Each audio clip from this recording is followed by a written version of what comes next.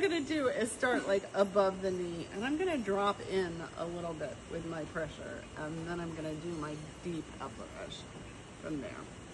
And like I said, you can do that this way with kind of that V-shaped.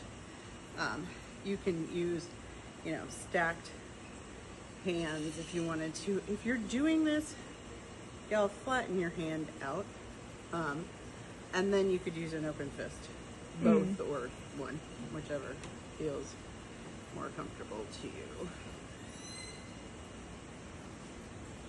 And then as I'm doing this, I'm kind of looking for areas that feel denser or tenser, or, you know, is there any kind of speed bumps going along, or little pebbly parts? You know, we talked about Rice Krispies and whatever. And I would come back at that point. I'm gonna just get down here so you guys can see. But I would come back, let's say I found something here.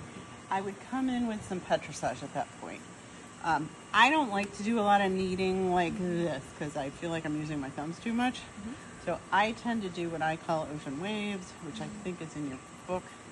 So one hand is the beach doesn't move. The waves crest over the beach.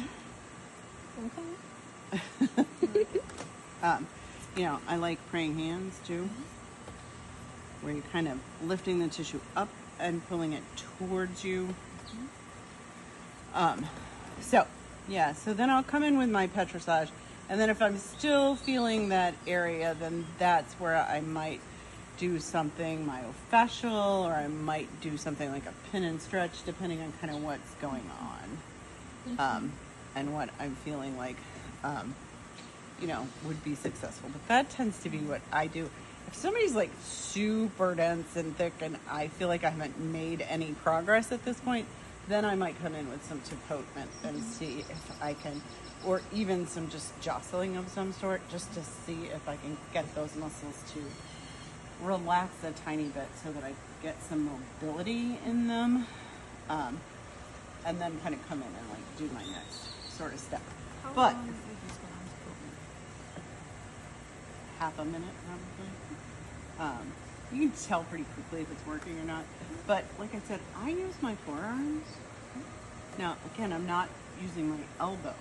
I'm using my forearm. And remember, if you're in prone, you're going to keep sliding. Your parking brake is supination. If you supinate, you stop. Right? Prone, you're going to keep moving. Interesting.